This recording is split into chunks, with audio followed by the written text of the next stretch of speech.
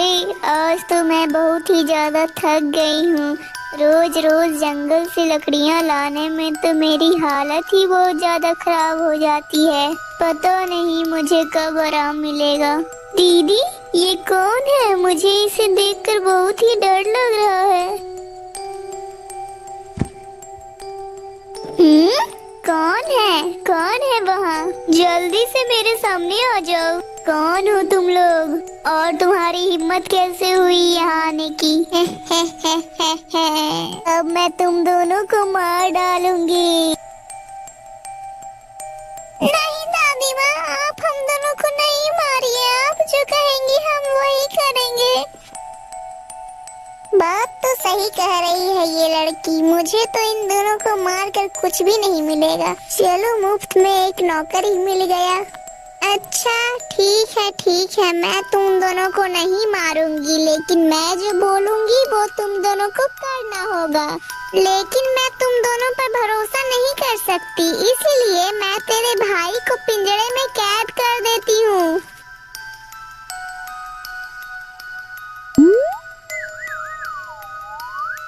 लड़की, अब मुझे बहुत ही ज्यादा नींद आ रही है। चल तू अब इधर आ और मेरे हाथ पैर की मालिश कर।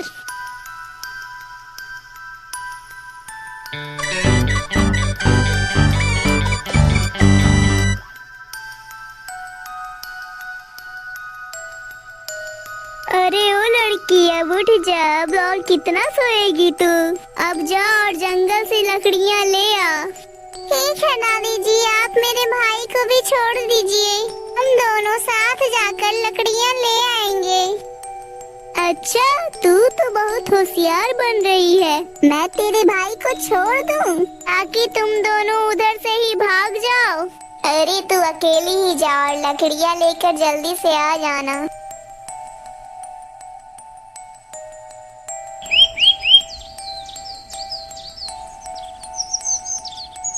लकड़ियाँ तो मिल नहीं रही है। अब मैं लकड़ियाँ कहाँ से लाऊं? हे भगवान, मेरी मदद करो।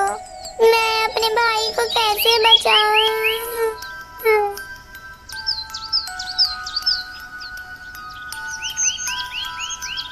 रीमा की रोने की आवाजें सुनकर पेड़ से एक परी प्रकट होती है।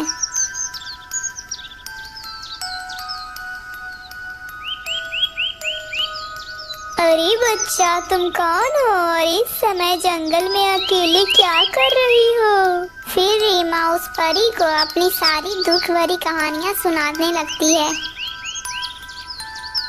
अब मैं क्या करूं परी? अब मैं अपने भाई को कैसे बचाऊं?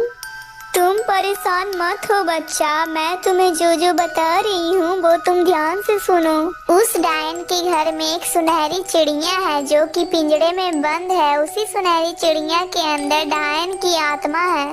आज रात जब डायन सो जाए तो तुम चुपके से उस चिड़िया को पकड़ लेना और उसे चाकू से मार देना, तब वो डायन मर जाएगी।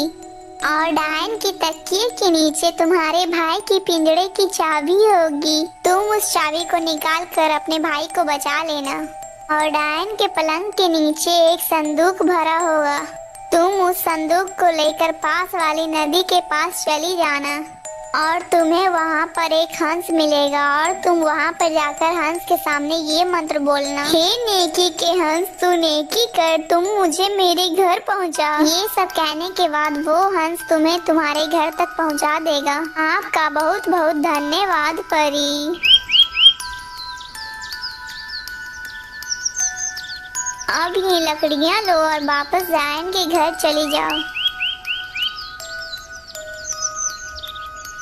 अरे अब तो लकड़ियाँ ले आई। चल अब मेरे हाथ पैर में तेल की मालिश कर।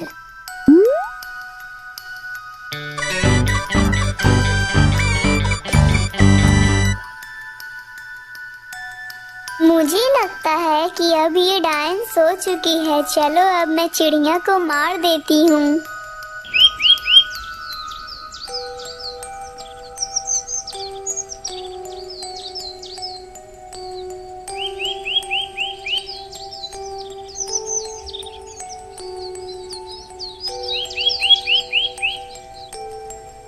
दीदी, वो देखो कितना सुंदर हंस है। हाँ भैया, बहुत ही प्यारा हंस है। चलो हम इसके पास चलते हैं। हे नेकी के हंस, तू नेकी करा, मुझे मेरे घर तक पहुंचा दो। आ जाओ रीमा बेटी, तुम दोनों मेरी पीठ पर बैठ जाओ। मैं तुम्हें जल्दी ही तुम्हारे घर तक पहुंचा दूंगा।